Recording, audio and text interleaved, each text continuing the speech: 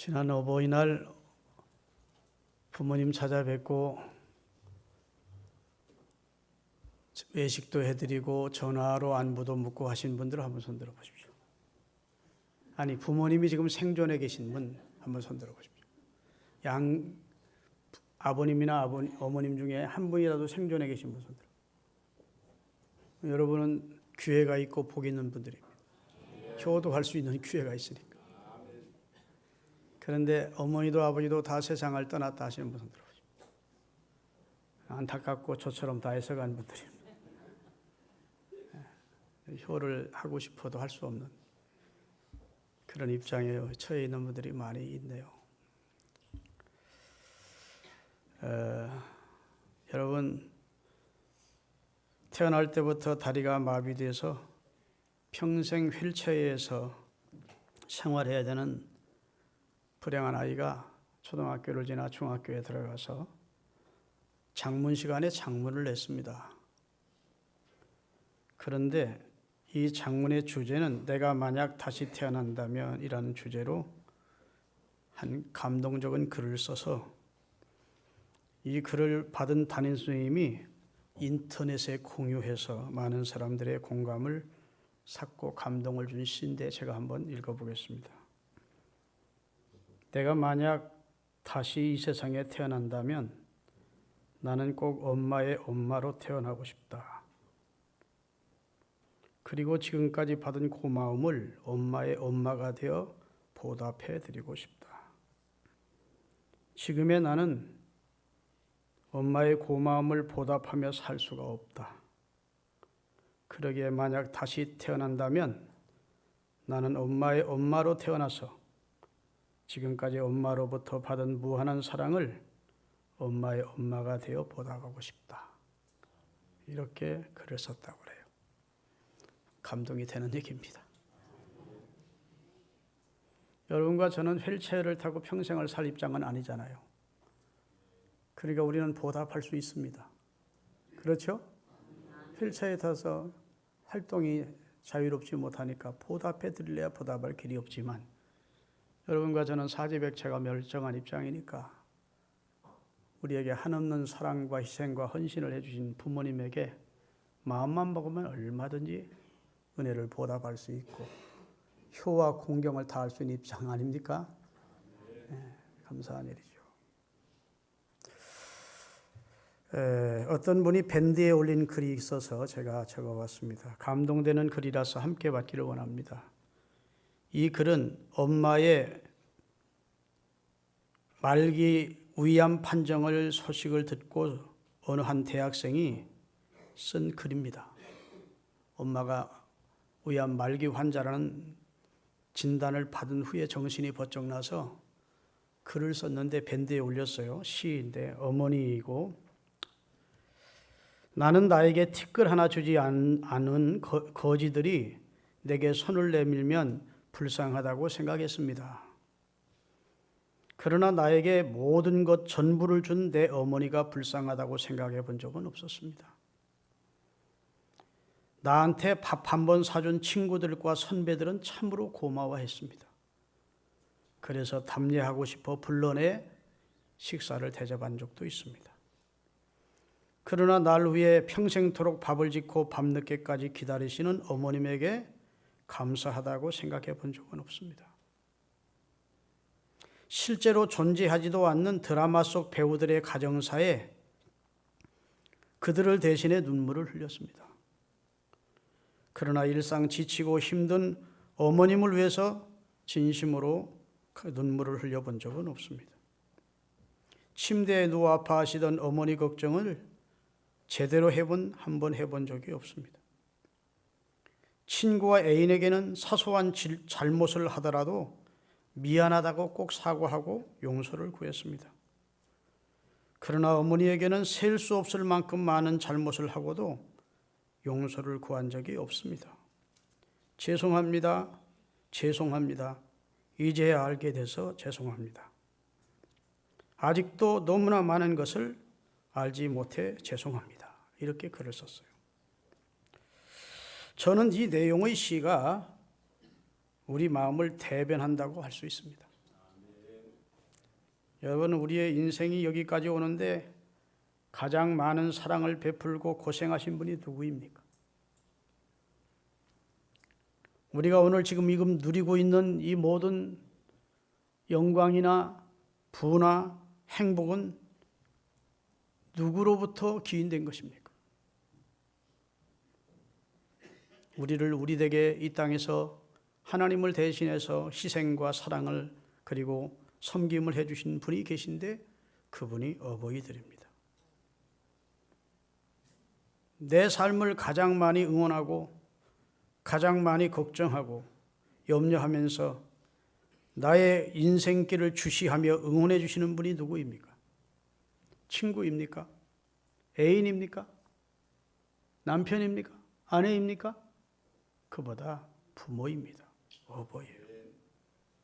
바로 우리의 어버이가 우리의 가장 든든한 후원자요, 우리를 가장 사랑하시는 분이요, 우리를 위해서 가장 큰 희생을 해주신 분들이십니다.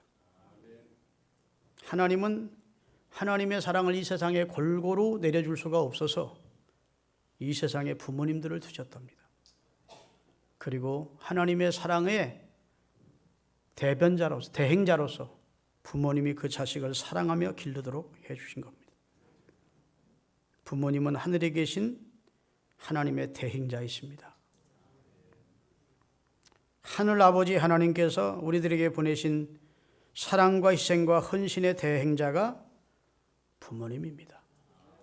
그러기에 십계명 중에 일륜계명의 첫 계명인 5계명에 네 부모를 공경하라. 그리하면 내가 땅에서 잘되고 장수하리라고 하나님은 계명 중에 가장 중요한 계명인 5계명을 주신 겁니다. 하나님이 우리에게 주신 계명이 10계명인데 두 돌비에 새겨주셨습니다. 10계라는 영화를 보신 분은 아시겠지만 한 돌비에는 천륜계명입니다. 하나님을 어떻게 섬겨야 되는지, 하나님 외에 다른 신을 섬기지 마라, 우상을 앞에 절하지 마라, 하나님 이름 망령되이 부르지 마라, 안식일을 기억하여 그날을 거룩하게 지켜라, 그겁니다. 그 다음에 일륜계명을 다른 돌판에 새겨주셨는데 그 첫 번째 계명이 네 부모를 공경하라. 살인하지 말지니라, 간음하지 말지니라, 도둑질하지 말지니라, 거짓 증거하지 말지니라, 내 이웃의 것을 탐내지 말지니라. 그 6계명을 주세요. 합해서 10계명입니다. 이스라엘이 세계에서 가장 강력한 이유는, 이스라엘을 함부로, 작은 나라지만 함부로 할 수 없는 이유 가운데 하나는, 어느 분이 이스라엘에 대해서 논문을 썼는데 이스라엘은 효자 국가이기 때문에 가장 강력하다는 겁니다. 이스라엘은 부모를 거역하는 자가 없다는 겁니다. 부모님이 전해주는 구전이나 전승을 통해서 그걸 하나님의 말씀처럼 받고 부모 공경하는 겁니다. 그래서 이스라엘 백성들이 회당에 안식일이면 모여서 두 가지를 꼭 강조합니다. 10계명 다 강조하지 않고 첫째는 안식일을 지키라는 대신계명을 강조합니다. 안식일을 잘 지키면 첫째 계명도 지킬 수밖에 없다는 겁니다. 하나님 외에 다른 신 안 섬긴다는 거예요. 둘째, 우상에게 절하지 않는다는 겁니다. 하나님 이름 망령되이 부르지 않는다는 겁니다. 안식일 잘 지켜 예배하는 자는. 그 다음에 일륜계명을 가르치는데 그 계명의 첫 계명인 부모 공경을 가르칩니다. 부모를 공경하는 사람은 살인하지 않을 것이라며, 부모님 걱정할 일을 왜 하겠습니까? 부모님 잘 공경하는 사람은, 부모님께 효도하고자 하는 사람은 살인하지 않고, 간음하지 않고, 도둑질하지 않고, 거짓 증거하지 않고, 남의 탐한시 그런 도덕적인 범죄를 저지르거나 헌법을 어겨서 부모님의 가슴에 못 박는 짓은 하지 않는다는 겁니다.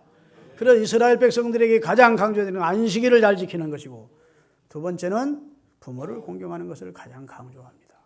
그러면 하나님 앞에 복 있는 백성이 된다는 거예요. 오늘 신약적인 의미에서는 주일을 잘 지켜 예배하는 사람은 다른 신 섬기지 않습니다. 우상 섬기지 않습니다.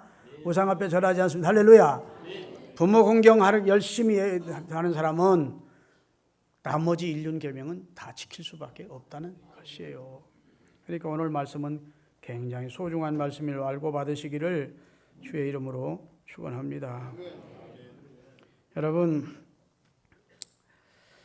오늘날이 이제 인륜이 땅에 떨어진 시대를 살고 있다고 합니다. 사람들이 개탄하죠. 옛날 같이 부모에게 효도하고 공경하는 그런 젊은이들이 찾아볼 수 없다, 이렇게 말합니다. 오늘의 사회를 가리켜서 인륜을 벗어난 일들을 마음껏 함께 저지르는 그런 참으로 도덕이 땅에 떨어진 세상이다 이렇게 말합니다. SBS에서 수년 전에 그것이 알고 싶다라는 프로가 방영이 됐는데 제목은 해외 고려장의 실태입니다. 특집 보도로 나왔어요. 부모의 재산을 가로채고 부모를 해외에 방치하고 버리는 현대판 고려장의 실태를 심층 보도한 것입니다. 두 딸을 가진 부모가 있었습니다. 두 딸은 결혼을 시켜서 카나다에 이민가 살게 됐습니다. 그리고 그 부부는 대한민국 어느 농촌에 살면서 편안한 노후를 지내고 있었습니다. 어느 날 딸들한테 전화가 왔습니다. 아버지, 우리 영주권 다 나왔으니까 이제 아버지, 엄마 카나다에서 같이 살아요. 자꾸 얘기해. 우리 여기서 편하다, 괜찮다 해도 엄마 아버지 좋은 나라에 와서 같이 살아요. 같이 살라니까 재산 정리해서 큰딸 이름으로 다 송금했습니다. 그리고 카나다 밴쿠버 공항으로 약속한 날짜에 부부가 비행기를 타고 갔더니 안 나온 거예요, 딸이. 이 실화예요. 그러니 이런 영어도 못하는 시골 노인네들이 어떻게 하겠습니까? 엄마 거기서 아이고 땜 놓고 울고서 딸의 이름을 부르면서 헤매고 다니니까 카나다 경찰이 무슨 일인가 싶어서 말이 안 통하니까 영어를 잘하는 한국 사람을 부르다가 통역을 해보니까 딸을 만나러 왔는데 딸이 안 나온 거예요. 딸 주소 있습니까? 해서 여기 있다고 주니까 그 딸을 찾아가 보니까 그 딸이 그곳에 살지 않아. 다른 사람이 그 집주인이요. 그래도 둘째 딸이 주소를 주어도 둘째 딸을 찾아가니 둘째 딸도 그곳에 살지 않아요. 갈 곳이 없어진 두 노인이 카나다 경찰이 한인이니까 한국인 교회, 거기서 밴쿠버에서 제일 큰 한인인 교회에다가 그래서 한인 교회 예배당 쪽방에 거기서 두 부부가 머물면서 교회에서 식사는 제공해 드리고 용돈은 파지를 써서 용돈을 쓰고 있는데 그분들이 얼마나 속상해하는지.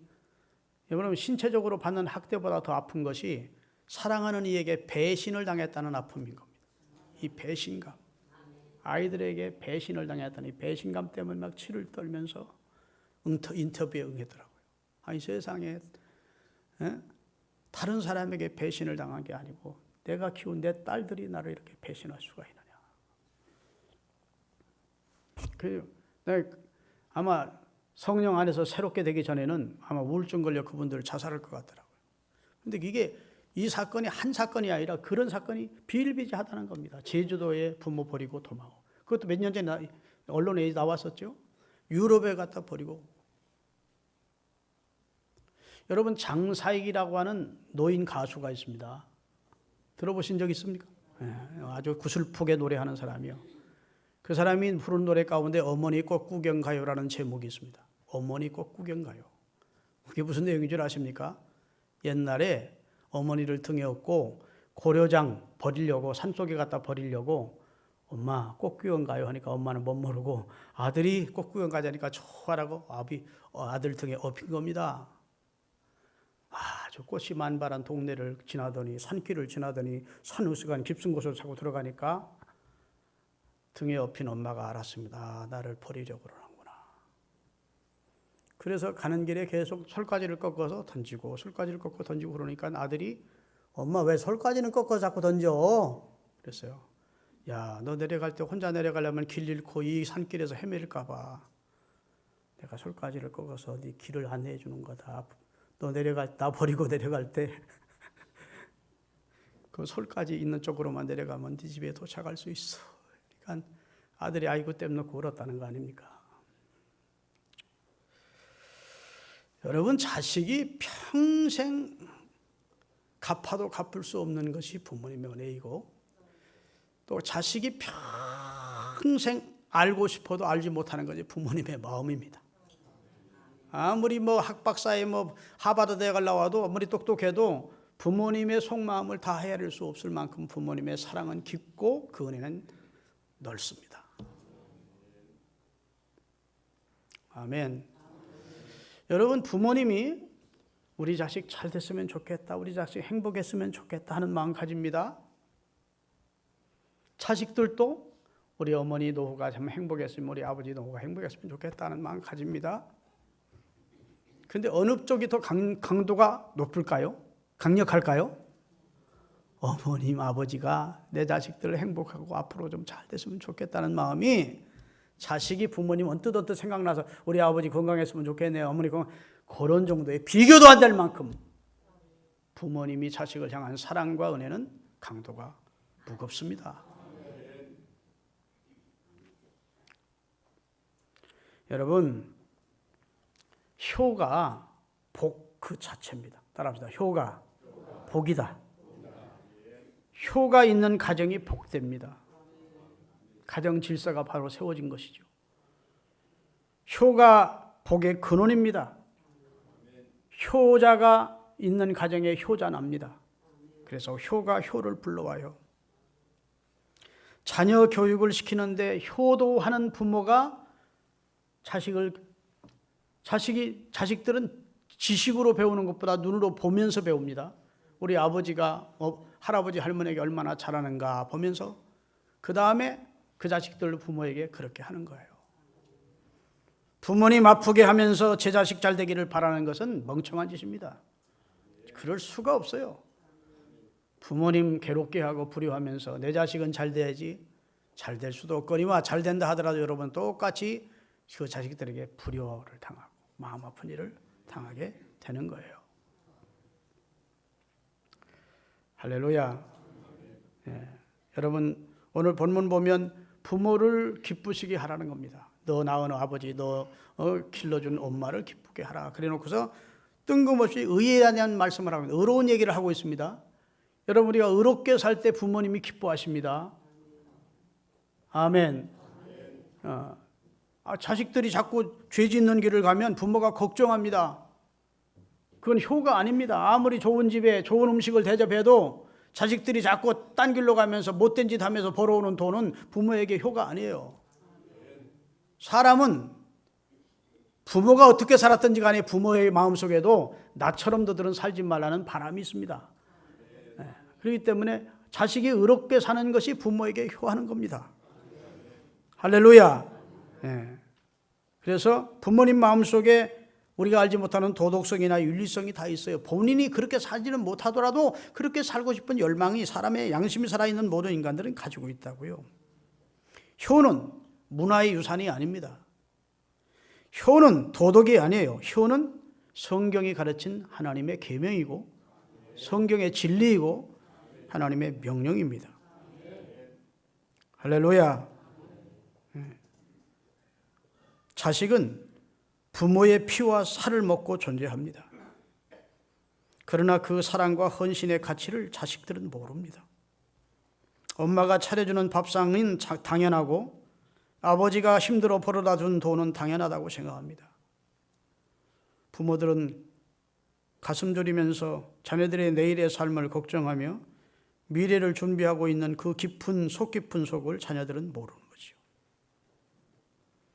여러분, 우리가 부모의 마음을 다 알 수는 없지만 고마운 마음은 가지셔야 됩니다. 감사하는 마음 가지셔야 됩니다. 공경하는 마음 가지셔야 됩니다. 우리 잘 되기를 원하시면서 권면하는 말씀에 순종하고자 하는 마음 가지셔야 됩니다. 그것이 효도입니다. 할렐루야. 부모님의 이름을 영화롭게 해드리는 자식으로 살아야 돼요. 옛날에는 다 동네가 다 아는 사람들이었습니다. 그래서 누가 잘못하면 아무개 집 자식 그 누구 새끼 아니야? 그렇게 나와요. 나 잘못하면 나만 욕먹는 게 아니고 내 부모가 함께 욕을 먹게 돼 있어. 누가 참 예의 바르고 누가 도와준다 그러면 저 누구 아무개 아들 아니야? 사람 됐네. 아멘. 저는 기억하기를 우리 아버님은 우리 시골에 약 한 2만 평 가까이 되는 염전이 있었습니다. 우리 이영직 장님 고향도 제 고향과 같은데 염전이 있었어요. 그 염전의 기관장을 저희 아버님이 맡고 있었습니다. 그래서 내가 나가게 하면 기관장 아들 왔네. 철중이죠. 기관장 아들 왔어. 이랬어요. 우리 아버님이 손님이 갔다 가시면 내가 문 밖에서 인사를 하면 혼나는 겁니다. 어른이 가시는데 방 안에서 인사가 뭐냐. 일어나서 문 밖까지 따라 나가서 인사를 하라는 겁니다. 어르신들 만나기만 하면 어느 분이든지 네가 알든 모르든 난 잘 알아. 잘 가르쳐 주신 것 같아요. 그래서 내가 고등학교 때요, 학교에서 오다가 자전거를 타지 않고 그냥 갔다 오는 날은 동네 어르신이 막 지게를 치고 막 나무를 해고 힘들어 하잖아요. 아저씨, 지게 받치세요. 할아버지, 지게 받치세요. 어르신. 그리고 내가 이 조그만 몸뚱이로 그 지게를 2번 쳐다드린 적이 있어. 그랬더니 소문이 쫙 난 거예요. 이야, 김환장 아들 철쭉이 됐다고. 야, 그거 부모님 기쁘게 해드리는 건 다 별거 아니더만. 그래가지고 우리 아버님이 그 소리 듣고, 야, 네가 누구 아무개 지게 나무찜 지게 져준 적 있냐? 예, 학교 갔다. 이야, 너 때문에 내가 오늘 기분 너무 좋았다. 아, 우리 염전의 모든 인부들이 네 얘기를 많이 했다. 어떻게 자식을 그렇게 예의 바르게 잘 키웠느냐고 그랬다. 여러분 오해 없이 들으세요. 이게 뭐 우리가 잘못하면 부모님에게 욕이 되고, 우리가 잘하면 부모님에게 영광이 되고 효가 됩니다. 법 지키며 살고, 윤리를 벗어나지 않게 살고, 선하게 살고, 다른 사람 배려해주며 살면 여러분의 부모님이 존경을 받으십니다. 부모님을 영화롭게 하는 것이 효도의 첫걸음이에요. 2번째로 따라하시겠습니다. 행복한 가정을 일구는 것이 부모에게 효도하는 것이다. 부모는 자식들에게 큰 기대를 하지 않습니다. 뭐 자식들이 나 돈방 사게 앉게 해주고, 그 다음에 나 뭐 해외여행 뭐 날마다 시켜주고 그런 거 원하기보다 자기들이 결혼해서 행복한 가정 이루고 자식 낳고 그렇게 사는 걸 보면 좋아하십니다. 그런데 부부가 싸워갖고 막 찌격찌격하고 이혼하니 안 하니 했으면 부모가 그냥 살얼음 파는 거예요. 잠이 안 와. 그렇죠? 아유, 그런 경험들 안 해보셨구나. 막 아들 며느리가 싸웠다. 딸과 막 그런 사위가 싸웠다. 아, 그래가지고 뭐 사내 못 사내 한다. 부모의 근심입니다. 서로 행복한 가정 일구고 서로 아껴주고 건강한 가정 일구는 것이 부모의 기쁨이요. 그런 아이들이 웃으면 부모도 같이 웃는 겁니다. 할렐루야. 그리고 기독교인 입장에서 가장 큰 효도는 부모님의 영혼을 구원받도록 인도하는 겁니다. 전도해서 어머님이 예수 믿도록, 아버님이 예수 믿고 구원받도록 하는 것이 최고의 효도라고 저는 생각을 합니다. 할렐루야. 여러분, 부모 공경은 하나님의 말씀이기에 핑계 댈 수도 없고 이유를 붙일 수가 없어요. 변명할 수가 없습니다. 성경 여러 곳에 부모 공경을 명령하고 있는데 불신자들 우리 기독교를 오해합니다. 기독교인들은 조상도 모시지 않는다고, 조상 제사를 하지 않는다 해서 불신자들 이런 생각하기를 아주 우리가 굉장히 불효하는 종교라고 생각을 하는데 천만의 말씀입니다. 우리 기독교는 원칙이 있습니다. 생존하실 때, 살아계실 때 공경과 효를 다하라는 겁니다. 돌아가신 다음에 1억짜리 금수옷을 입힌들 그게 무슨 의미가 있습니까? 수천만 원짜리 그 낙골당에 따로 낙골당 짓고 모신들 그게 무슨 의미가 있습니까? 아무 의미 없어요. 이때는 이미 영혼이 천국과 지옥으로 결판이 난 상태고 이 세상에 오지 못합니다. 그는 미래적 미신에 속지 않기를 바랍니다. 생존해 계실 때 공경과 효를 다하라는 거예요. 한 번이라도 더 대접해드리고 더 마음 편히 해드리고 더 기쁘게 해드리고 하는 것이 효지, 돌아가신 다음에 평상시는 부모 마음 속썩이다가 이제는 자기가 돈 벌었고 성공했다는 거 남들한테 과시하려고 큰 장례식 치르면서 그 시위하는 것이지 그건 진정한 효도가 아니에요. 그래놓고 부의금 들어온 거 형제들끼리 서로 가져가려고 대판 싸우고 그런 짓들을 하는 사람들이 많습니다. 우리 그렇게 살지 마십시다. 생존해 계실 때 섬김을 다하십시오. 돌아가신 다음에는 섬기고 싶어도 공경해드리고 싶어도 할 수가 없잖아. 우리 어머님 아버님 세상 떠나셨고 우리 장인어른도 세상을 떠났고 이제 장모님만 생존해 계세요. 97세십니다. 참으로 똑똑한 권사님이십니다. 근데 이제 97세가 되니까 허리도 굽으셨고, 네, 아직도 총기가 있으십니다. 우리 어머님 돌아가시기 전에는 약간 치매 전조 증상이 있었는데 우리 장모님은 총기가 있으셔.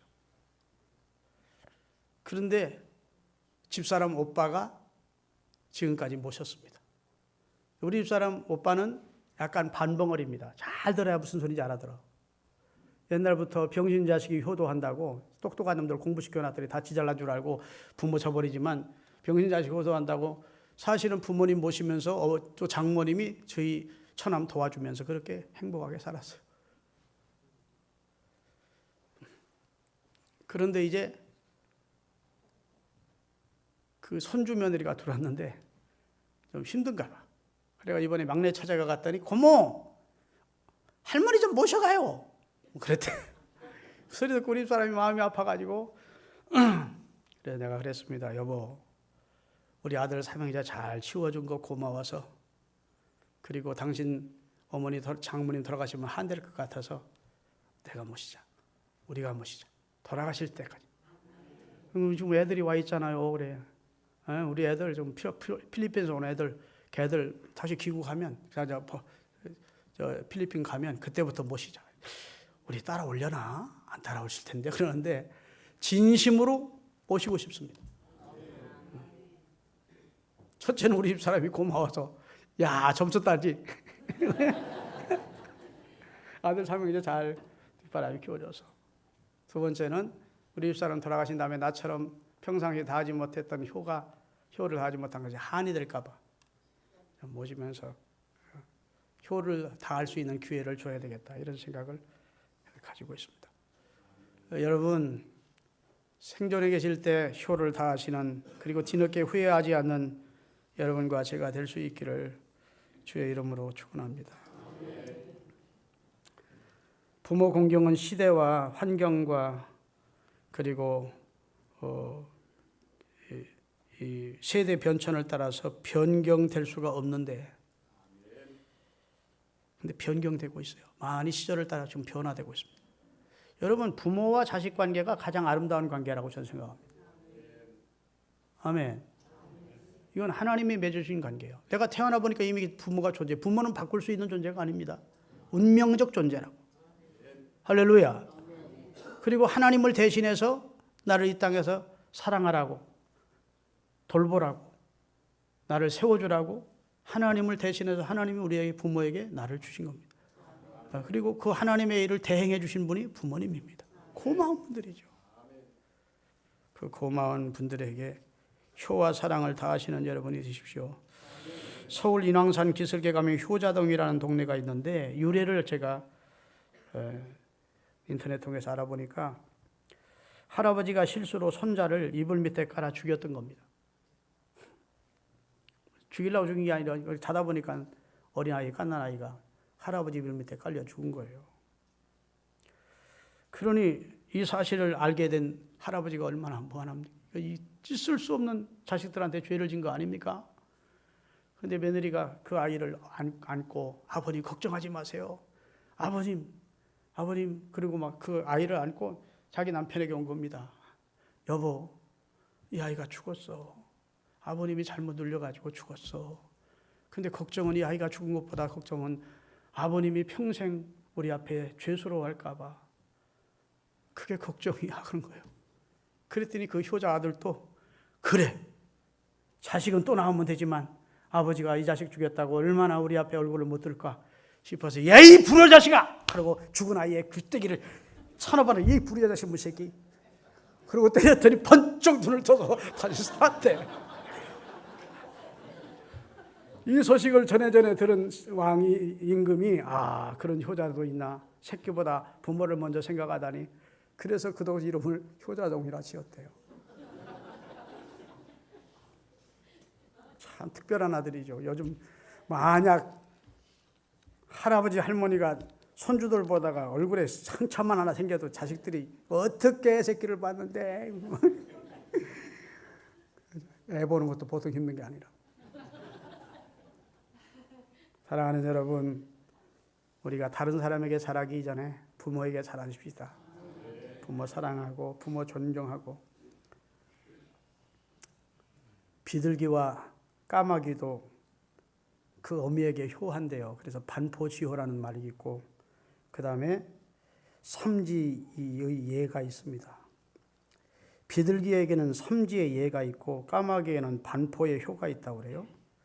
비둘기는 날아가서 나뭇가지에 앉을 때 엄마가 먼저 나뭇가지에 딱 앉은 다음에 엄마 비둘기가 3단 밑에 앉는데요. 같이 앉지도 않고 3단 밑에. 그래서 어미 비둘기에 대한 예를 지킨대. 신기하죠?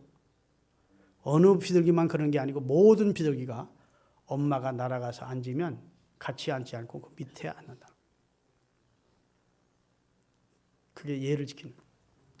까마귀는 어미새가 늙어서 먹이 활동을 못하면 그때부터 그 새끼새가, 그 자식새죠, 날아다니면서 먹이를 물어다가 엄마 새가 돌아가는 죽는 날까지 먹인다는 겁니다.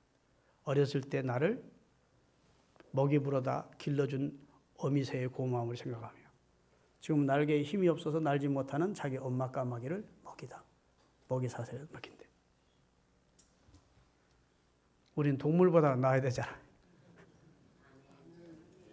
할렐루야. 여러분, 이 얘기만 좀 하고 마치겠습니다. 성경에 보니까 내 아들아, 내 아들하고 대성통곡한 아버지가 나옵니다. 내 아들아, 내 아들아, 내 아들 압살롬아, 압살롬 내 아들아. 차라리 내가 너를 대신하여 죽었더며 라고 애통해하는 내용이 나와요. 나는 그 내용을 보면서 이것은 모든 아버지의 마음일 것이라 그렇게 생각이 됩니다. 사무엘하 18장 띄우겠습니다. 30. 다 같이. 구스 사람이 이르러 말하되 내 주 왕께 아랠 소식이 있나이다. 여호와께서 오늘 왕을 대적하던 모든 원수들을 갚으셨나이다 하니 왕이 구스 사람에게 묻되 젊은 압살롬은 잘 있느냐?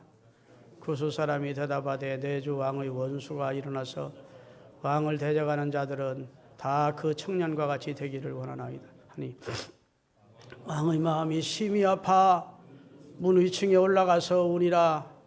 그가 올라갈 때 말하기를 내 아들 압살롬아, 내 아들, 내 아들 압살롬아, 차라리 내가 너를 대신하여 죽었다면 압살롬 내 아들아, 내 아들아 하였더라. 이 어떤 내용인지 잠깐 설명할게요. 다윗에게는 여러 명의 아들이 있었습니다. 이스라엘의 최고의 왕인 다윗이 아내를 여럿 맞았어요. 그래서 배다른 아들들이 꽤 많이 있었는데 그 중에 제일 잘난 아들, 인물도 제일 잘생긴 아들이 압살롬이라는 아들이었습니다. 근데 그 압살롬에게 여동생 다말이라는 여동생이 있었는데 너무너무 예뻤습니다. 그러니까 이복 오빠인 다윗에게 제일 큰 아들인 암논이라는 다윗의 왕자, 큰 왕자가 배다른 여동생을 좋아한 겁니다. 그리고 불러다가 겁간을 한 겁니다. 그리고 그 자기 이 배다른 여동생을 멸시하고 창기처럼 대해버린 겁니다. 그래서 자기 친오빠, 동복 오빠인 압살롬에게 와서 다말이 오빠 나 너무 억울해. 암논 오빠가 나를 범하고 나를 기생 창기처럼 멸시해. 그런 거예요. 지금은 나 아무 소리 하지 마라. 내가 네 원수를 갚아줄게. 그래놓고 어느 한 날 나를 정하여 양털 깎는 날 큰 잔치를 베풀고 모든 왕자들을 초청했습니다. 압살롬 왕자가 자기 가신들에게 술이 거나하게 취했을 때 큰 형 암논을 죽이라 해서 암논을 죽였습니다. 다윗의 큰아들이 죽은 거예요. 사실은 여동생이 큰아빠한테 강간을 당했을 때 압살롬 동복이 아버지 다윗을 찾아가서 형을 처리해달라, 형을 처벌해달라 그랬는데 그냥 다윗이 다 자식이니까 처벌하지 않고 그냥 넘어간 겁니다. 원한을 품은 것이죠. 그래서 자기가 암논을 죽였어요. 그리고 외갓집으로 압살롬이 아버지의 외가 자기를 벌할까 봐 도망을 했던 겁니다. 세월이 오래 지난 다음에 다윗의 신하들이 압살롬을 용서하시라 하니까 다윗이 용서하고 불렀습니다. 그런데 그때부터 다윗이 압살롬이 야망을 품기 시작했습니다. 아버지를 죽이고 내가 왕자를 차져야 되겠다. 그리고 야망을 품고 아버지에게 거짓말했습니다. 아버지, 내가 헤브론에 가서 거기서 하나님 잘 섬기고 믿음으로 살겠습니다. 아버지가 처음 왕국을 세웠던 헤브론으로 나를 내려보내십시오. 다윗은 하나님 잘 섬기겠다니까 그래 가라. 그 헤브론으로 내려가서 이스라엘의 남쪽 나라에서 군대를 모으기 시작했습니다.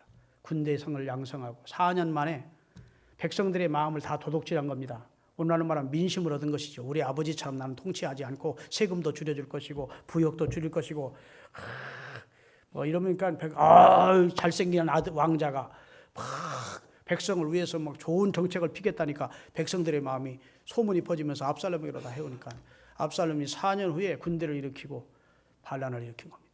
그래서 다윗이 민심이 아들 압살롬으로 돌아간 것을 알고 그리고 부하들을 자기 군대들을 끌고 예루살렘 성을 빠져나와서 도망을 갑니다. 몽진을 가는데 다윗의 군대들의 가운데는 용맹스러운 용사들이 많거든요. 그러니까 압살롬이 왕궁을 차지한 다음 아버지가 취했던 여인들을 다 자기가 원두막 같은 데를 막루를 지어놓고 거기서 백성 보는 앞에서 아버지의 여인들을 다 겁탈하는 그런 폐륜을 저지릅니다. 그리고 나서 군대를 끌고 아버지의 군대를 추격하는 거예요.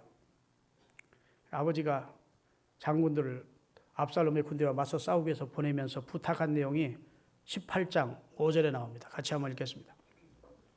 왕이, 여긴 다윗 왕을 말합니다. 요압과 요압 장군과 아비새와 이때에게 명령하여 이르되 나를 위하여 내 아들 압살롬을 너그러이 대우하라. 다 내 아들 압살롬을 살려서 데려오라는 겁니다. 죽이지 말라는 거예요. 아니 왕이 압살롬을 위하여 모든 군 지휘관에게 명령할 때 주변에 있던 백성들이 다 들었다는 겁니다. 있을 수 없는 일이죠. 주범을 살려 데려오라는 거예요. 그러니까 그것이 사실은 있을 수 없는 일이지만 그게 아버지가 자식을 향한 마음이죠. 그렇죠? 인간 같지도 않은 내 아들 페루나 1000번 만번 찢어 죽여야 될 그런 자식이지만 아버지 입장에서는 살리기를 원했어요. 따라합시다. 부모는 사랑받을 만한 가치조차 없는 자식도 끝까지 사랑한다. 그 내 자식은 죽이지 말아달라고 장군들에게 특별히 부탁했는데 다윗의 군대와 압살롬의 군대가 전쟁을 하는데 다윗의 군대가 승전한 겁니다.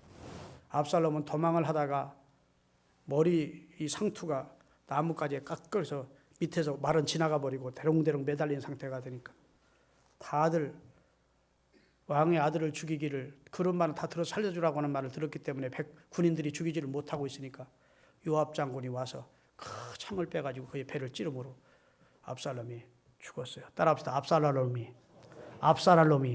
압살했다. 이름도 어떻게 압살롬이야.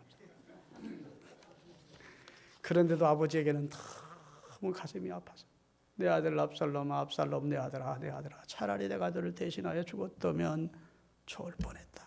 이렇게. 그런 마음으로 우리를 사랑해 주시는 분이 우리 어버이들입니다. 이건 다윗만 그런 게 아니고 모든 이 땅의 어버이들의 마음이 자식이 잘 되는 것, 자식을 대신해서만 자신이 희생하고 싶은 마음을 가지니까 우리 어버이들이에요. 잘하십시다. 저는 잘할 기회가 놓쳤습니다만 여러분 생존에 계신 부모님 계시면 잘하세요. 뭐 그저께 뭐 어버이날 뭐 식사 대접했는데 뭐 그게 다 뭐예요? 365일 전화도 드리고 잘하십시다. 나중에 후회하지 마시고. 저는 길을 가다가 우리 어머님 뒷모습 비슷한 사람 보면 이 땅에 계실 리가 없잖아요. 그런데도 막 차를 빨리 몰고 가든지 달려가서 봅니다. 우리 어머니지 아니죠. 가슴이 아프고. 그래서 우리 어머님 사진 영정이 계신 우리 아이 방에 들어가서 한참을 우리 어머니하고 대화를 하고 어머님이 저를 사랑하던 것을 생각했습니다. 많이. 평생을 기도로 사셨던 사랑으로 저희들을 대해주셨던 어머님이 너무너무 고마운데 이제는 효도할 길이 없잖아. 어떤 때는 저 친구 병원 박 목사가 미운 거요. 내 친구인데 자기는 나를 위해서 우리 병원으로 데려왔어. 우리 병원에서 수술하자고 해서 고관절 수술을 한 건데 마취를 잘못해가지고 우리 어머님이 그대로 돌아가신 거 아닙니까? 마지막 유언 한마디도 못하고 돌아가시게 한 우리 박 목사가 선한 뜻을 했지만 나는 미운 거예요. 그래도 아이고 본인의 의사가 그런 게 아니었는데 내가 10번 100번 마음을 접는 것이죠. 사랑하는 여러분, 부모에게 잘하십시다.